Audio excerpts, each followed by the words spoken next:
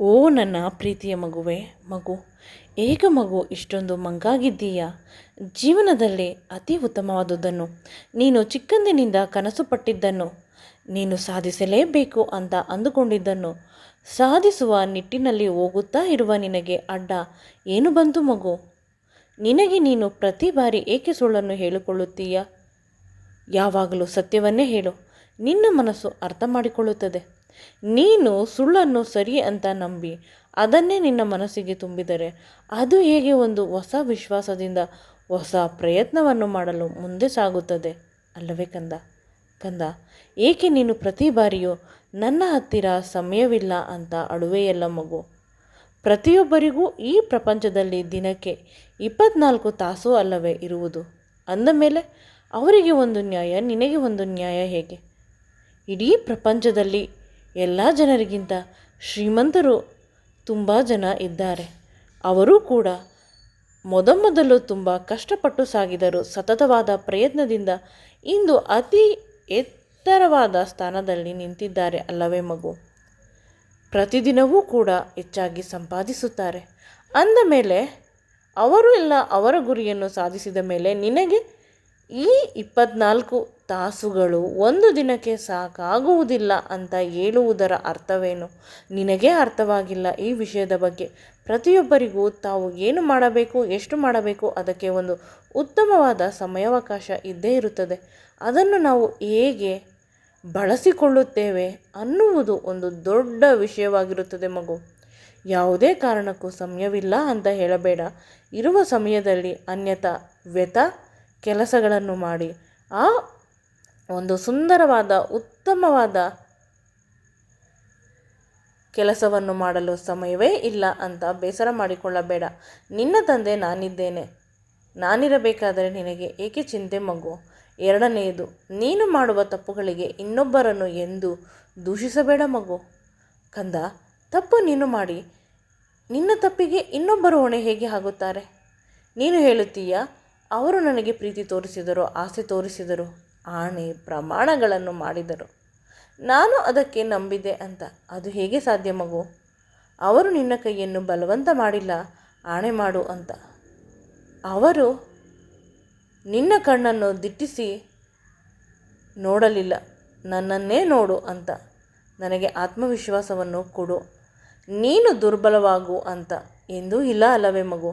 ಅಂದ ಮೇಲೆ ಅವರು ಹೇಗೆ ನಿನ್ನನ್ನು ಸೋಲಿಸಲು, ನಿನ್ನ ಸೋಲಿಗೆ ಕಾರಣರಾಗುತ್ತಾರೆ ಅಲ್ಲವೇ ಮಗು? ನಿನ್ನ ಸೋಲಿಗೆ, ನಿನ್ನ ಕಷ್ಟಗಳಿಗೆ ನೀನೇ ಕಾರಣ. ಪ್ರತಿಯೊಬ್ಬ ಮನುಷ್ಯರು ಪ್ರಪಂಚದಲ್ಲಿ ತಾವು ಮಾಡಿದ ತಪ್ಪುಗಳನ್ನು ಒಪ್ಪಿಕೊಳ್ಳುವುದಿಲ್ಲ. ಇನ್ನೊಬ್ಬರು ಅದಕ್ಕೆ ಹೊಣೆ ಅನ್ನುವ ಹಣೆಪಟ್ಟಿಯನ್ನು ಕಟ್ಟುತ್ತಾರೆ. ಅದು ಎಲ್ಲಿಯವರೆಗೆ, ಎಷ್ಟರವರೆಗೆ ಸತ್ಯ ಅನ್ನುವುದು ನನಗೆ ಇಲ್ಲಿಯವರೆಗೂ ಅರ್ಥವಾಗಿಲ್ಲ ಮಗು. ನಿನ್ನ ಬದುಕುತ್ತಿರುವುದು ನೀನು, ಆಸೆ ಪಟ್ಟಿದ್ದು ನೀನು, ಇಷ್ಟಪಟ್ಟಿದ್ದು ನೀನು, ನೀನು ಕೇಳಿದ್ದನ್ನು ನಾನು ಕೊಟ್ಟಿದ್ದೇನೆ. ಆದರೆ ಅದರಲ್ಲೂ ಕೆಲವು ಕರ್ಮದ ಅನುಗುಣವಾಗಿ ನಾನು ಸಮಸ್ಯೆಗಳನ್ನು, ಕಷ್ಟಗಳನ್ನು ಇಡಲೇಬೇಕಾಗುತ್ತದೆ ಮಗು. ಅಂದ ಮಾತ್ರಕ್ಕೆ ಆ ಬದುಕೇ ನನ್ನದಲ್ಲ ಅಂದರೆ ಅದೇಗೆ ಆಗುತ್ತದೆ ಮಗು? ಮೋಸ ಮಾಡುವವರು ಎಲ್ಲಿಯವರೆಗೆ ಇರುತ್ತಾರೆ ಗೊತ್ತಾ ಮಗು? ಮೋಸ ಹೋಗುವವರು ಇರುವವರೆಗೂ. ಅದೇ ರೀತಿ ಮಗು, ನೀನು ಎಲ್ಲಿಯವರೆಗೆ ಅನ್ಯಾಯಕ್ಕೆ ಒಳಗಾಗುತ್ತೀಯ, ನೀನು ಎಲ್ಲಿಯವರೆಗೆ ಇನ್ನೊಬ್ಬರು ಮಾಡುವ ಒಂದು ರೀತಿಯ ಚಮತ್ಕಾರಿ ಮಾತುಗಳನ್ನು ಕೇಳಿ ಅವಳ ತೆಕ್ಕೆಗೆ ಬೀಳುತ್ತೀಯ, ಅದು ನಿನ್ನ ಸಮಸ್ಯೆ. ನಿನ್ನನ್ನು ನೀನು ಗಟ್ಟಿಯಾಗಿ ಇಟ್ಟುಕೊಂಡು ಮುಂದೆ ಸಾಗುತ್ತಾ ನಡೆ ಮಗು, ನಿನಗೆ ಶುಭವಾಗುತ್ತದೆ. ಈ ಅಕ್ಕಪಕ್ಕ ಇರುವ ಸಂಬಂಧಿಕರ, ಕೆಲವೊಮ್ಮೆ ಮನೆಯವರ ಈ ನಕಾರಾತ್ಮಕ ಮಾತುಗಳನ್ನು ಎಂದೂ ಕೇಳಬೇಡ. ಈ ಬದುಕು ನಿನ್ನದು, ಈ ಗುರಿ ನಿನ್ನದು, ಅದನ್ನು ಸಾಧಿಸುವ ಶಕ್ತಿ ನಿನ್ನಲ್ಲಿದೆ. ಆ ಶಕ್ತಿಯನ್ನು ಉಪಯೋಗಿಸಿಕೊಳ್ಳಲು ಬೇಕಾಗುವ ಒಂದು ಉತ್ತಮವಾದ ಸಮಯವು ನಿನಗೆ ಪ್ರತಿದಿನವೂ ಸಿಗುತ್ತದೆ. ಒಂದೇ ಒಂದು ಬಾರಿ ಪರೀಕ್ಷೆ ಮಾಡಿ ನೋಡು ಮಗು. ಮೂರನೆಯ ಸುಳ್ಳು ಮಗು, ನಿನ್ನ ಸಾಧನೆಯ ಅಡ್ಡಿಗೆ ಆಗುವ ಮೂರನೆಯ ಸುಳ್ಳು ಎಂದರೆ ನೀನು ನಿನ್ನ ಮನಸ್ಸಿಗೆ ಹೇಳಿಕೊಳ್ಳುವುದು, ಈ ಕೆಲಸ ನನ್ನ ಕೈಯಲ್ಲಿ ಆಗುವುದಿಲ್ಲ ಅಂತ. ಮೊದಲು ಖುಷಿಯಾಗಿ ಸ್ವಲ್ಪ ಪ್ರಯತ್ನ ಮಾಡುತ್ತೀಯ.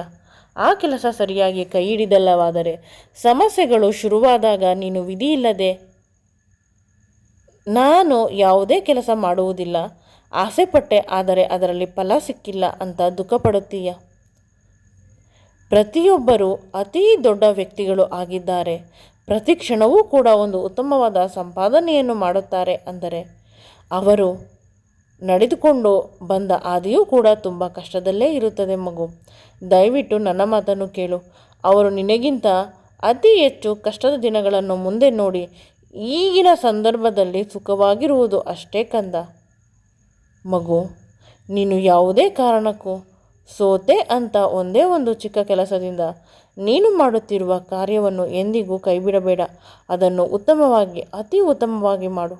ನಿನ್ನಲ್ಲೇ ಒಂದು ಅದ್ಭುತವಾದ ಶಕ್ತಿ ಇರಬೇಕಾದಾಗ ನೀನು ಯಾಕೆ ಮಗು, ನನ್ನ ಕೈಯಲ್ಲಿ ಅದಾಗುವುದಿಲ್ಲ, ನನ್ನ ಕೈಯಲ್ಲಿ ಸಮಯವಿಲ್ಲ, ನನ್ನನ್ನು ಯಾರೂ ಪ್ರೀತಿಸುವುದಿಲ್ಲ, ಈ ರೀತಿಯ ಸುಳ್ಳುಗಳನ್ನು ನಿನ್ನ ಮನಸ್ಸಿಗೆ ನೀನು ಏಕೆ ಕೊಡುತ್ತೀಯ? ನಾನು ನಿನ್ನ ತಂದೆ ಅಲ್ಲವೇ? ನಾನು ನಿನ್ನನ್ನು ಪ್ರೀತಿಸುತ್ತೇನೆ, ಅತಿಯಾಗಿ ಪ್ರೀತಿಸುತ್ತೇನೆ. ಆ ಪ್ರೀತಿಗೆ ಎಂದು ಮಿತಿಯಿಲ್ಲ. ಯಾವುದೇ ಕಾರಣಕ್ಕೂ ನೀನು ದುಃಖ ಪಡಬೇಡ ಮಗು. ನಿನ್ನ ಜೊತೆ ನಾನಿರುತ್ತೇನೆ. ನಿನಗೆ ಶುಭವಾಗುತ್ತದೆ ಮಗು. ಯಾವುದೇ ಕಾರಣಕ್ಕೂ ಈ 3 ಸುಳ್ಳುಗಳನ್ನು ನಿನ್ನ ಬದುಕಿನಲ್ಲಿ ಹೇಳಿಕೊಳ್ಳದೆ ಸತ್ಯದ ಅರಿವನ್ನು ಮಾಡಿಸಿ ಬದುಕಿನ ಪ್ರತಿ ಹೆಜ್ಜೆಯಲ್ಲೂ ನೀನು ಮತ್ತು ನಿನ್ನ ಮನಸ್ಸು ಜೊತೆಯಾಗೇ ಇರಬೇಕು ಮಗು. ಮಗು, ನನ್ನ ಮಗು, ಪ್ರತಿ ಕ್ಷಣವೂ ನೀನು ನಗುತ್ತಾ ಇರಬೇಕು ಅನ್ನುವುದೇ ನನ್ನ ಮನಸ್ಸಿನ ಆಸೆ ಅಷ್ಟೆ. ಅದನ್ನು ಬಿಟ್ಟು ನಿಮ್ಮಲ್ಲಿ ಒಂದು ಪರಿಶುದ್ಧವಾದ ಭಕ್ತಿಯನ್ನು ಕೇಳುತ್ತೇನೆ.